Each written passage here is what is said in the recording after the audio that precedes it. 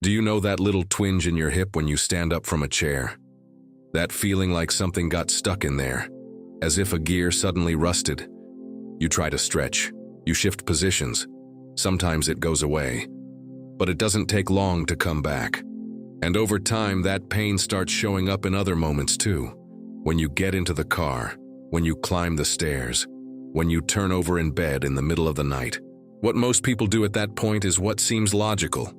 Treat the hip. Doctor, physical therapy, anti-inflammatories, creams, braces, exercises, one thing after another. And you improve a little, sometimes a lot. But after a few weeks, the pain comes back, in the same spot, with the same intensity, as if nothing you did really worked. And that's when the real frustration begins, because you've already tried. You're not someone who gives up easily. You put effort into it, and still, the result was the same. Today, I want to show you why this happens. And the answer will surprise you because it goes against everything you've probably been told so far. The problem isn't where you think it is. I'll repeat that because it's important. The pain you feel in your hip in most cases isn't coming from the bone. It isn't coming from the muscle.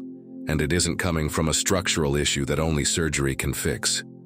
It's coming from something much quieter. Something that starts deteriorating years before you feel anything, and something that traditional medicine rarely points to as the main cause. But before we go on, let me ask you a quick question. When you stand up after sitting for a while, does your hip take a few seconds to warm up before you can walk normally? If the answer is yes, comment below, "Yes, that happens to me." If not, comment "No." That simple detail will make a lot of sense in a moment. And if you're enjoying this, leave a like on the video. That shows me I should keep bringing you this kind of content. Moving on. There's a very common belief among people who suffer from hip pain, and that belief delays the recovery of thousands of people every year. The belief is this: my pain is mechanical, so the solution must be mechanical. In other words, if it hurts when I move, the problem is movement. So I need to fix my posture, strengthen the muscle, or correct some structure. That makes sense on the surface, but it completely ignores what's happening inside the joint before any symptom appears. Think of it this way. Imagine you have a door hinge. It works perfectly when it's well lubricated. You open and close it effortlessly without noise. Now imagine that little by little someone starts removing the grease from that hinge. Slowly, day after day, without you noticing. The hinge keeps working for a while, but eventually, friction starts to build. First a slight resistance, then a squeak, then sticking, and finally permanent damage to the metal. That's exactly what happens inside your hip joint. And what's being removed isn't industrial grease. It's something your own body produces, something medicine calls synovial fluid, but I prefer to call it your joint's protective gel. This fluid exists in every joint in your body. It has a thick, almost viscous texture, like a natural gel. Its role is multiple: lubricate, absorb impact, nourish cartilage, and protect the bone. When this gel is present in the right amount and consistency, the joint works like new. No friction, no excessive wear, no inflammation. The problem is that after the age of 30, the body gradually loses its ability to maintain this gel in optimal condition. It becomes thinner, less viscous, less effective. And when that happens, the surfaces inside the joint that should glide smoothly begin to press against each other much more than they should. It's like removing the mattress from a bed and trying to sleep directly on the wooden frame. The body can handle it for a while, but the long-term consequence is inevitable. This deterioration of synovial fluid is silent. You don't feel it while it's happening. The body compensates. The surrounding muscles work harder. Your posture changes. The way you walk changes. And when the pain finally shows up, most people blame the muscle, the posture, or their age. Rarely does anyone ask, what's happening inside this joint? There's a molecule in this fluid that's responsible for giving it that gel-like consistency. Without it, the fluid becomes watery, weak, ineffective.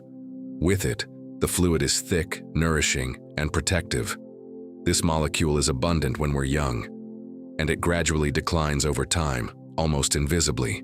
When researchers analyzed the synovial fluid of people with persistent joint pain, they found a consistent pattern. The concentration of this molecule was significantly lower compared to people without symptoms. It wasn't a coincidence. It was a pattern. And one of the world's leading joint health experts even called this molecule the guardian of the joints, the primary protective agent.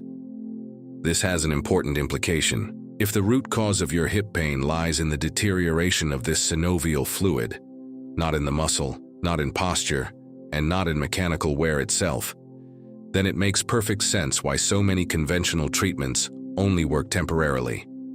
Because they treat the consequence, not the cause. You treat the inflammation, it comes back. You strengthen the muscle, it compensates for a while, but internal friction remains. You correct posture, the relief lasts a few weeks. None of that fixes the fact that the internal gel is depleted. There's something I want you to take a closer look at after this video. I left a link in the description below that you can access anytime. It explains in more detail why hip pain keeps coming back even after treatment, why some people never seem to truly get better, no matter what they try, and what might be missing inside your joint right now. Continuing. Now think about the consequences of ignoring this. A joint that progressively loses its protective fluid undergoes increasing wear. The cartilage, which depends directly on this fluid to stay nourished and healthy, starts to deteriorate. And cartilage doesn't have its own blood supply. It relies entirely on synovial fluid for nourishment. When that fluid becomes depleted, the cartilage essentially starves. Over time, what starts as a small twinge when standing up can evolve into constant pain, into progressive limitation, into difficulty performing simple activities you can still do today. The question isn't if it will get worse. The question is, what will you do now that you understand the real mechanism? When you know the core problem lies in the synovial fluid, the logic of the solution changes completely. It's no longer about strengthening what's weak on the outside. It's about restoring what's depleted on the inside. And that's a distinction most people never hear.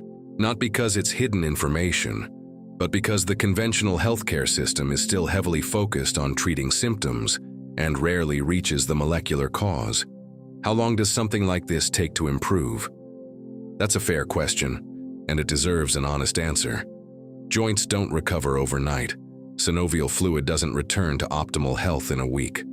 What research shows is that when you nourish the joint from the inside out, improvement is gradual, progressive, and cumulative. The first few weeks usually bring a reduction in stiffness. That locking feeling when you wake up starts to fade. After a few more weeks, comfort and movement improves. Activities that used to cause pain become more tolerable. Over the months, the improvement deepens. It's not a spike of relief followed by a crash. It's a steady upward curve. Because when you treat the cause, the depleted synovial fluid, the results tend to last. It's the difference between putting out a fire every week and fixing the electrical issue that's causing the fires. There's a village in Japan that became famous for this very reason. In this village, people in their 70s, 80s, even 90s still work in the fields for hours. They squat, twist, carry weight, without the level of joint pain you'd expect for their age. When researchers looked into what was different, they found that these people's diet was naturally rich in elements that support the production of this protective molecule inside the joints.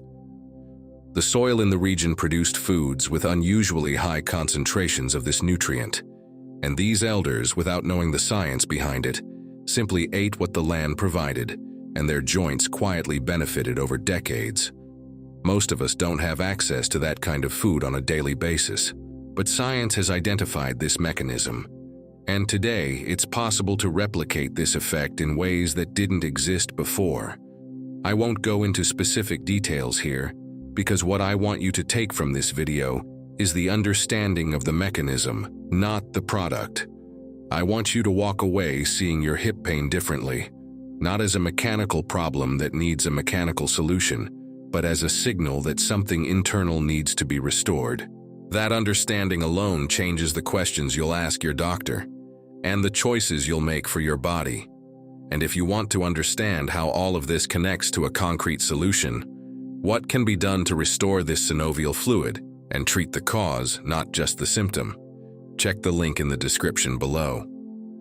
There you'll see in much more detail why hip pain keeps coming back even when you're doing everything right, why conventional treatments rarely address the original problem, and what modern research is showing about restoring joint health from the inside out, with results that build over time. It's worth the read, especially if you've already tried several things and still haven't found a solution that truly lasts. Before we wrap up, let's recap what we covered today. Hip pain rarely comes from where you think. The real mechanism starts long before symptoms appear, with the progressive deterioration of synovial fluid and the molecule responsible for keeping it thick and nourishing. When that fluid becomes depleted, the joint loses its natural protection, cartilage begins to suffer, inflammation sets in, and pain appears. Treating the pain without treating the fluid is like mopping the floor without turning off the faucet. It works for a while, but the water comes back. The good news is that the body has the ability to restore this internal balance, if you give it what it needs to do so. You're not doomed to live with this pain forever. You just needed to understand what's really causing it. And now you do.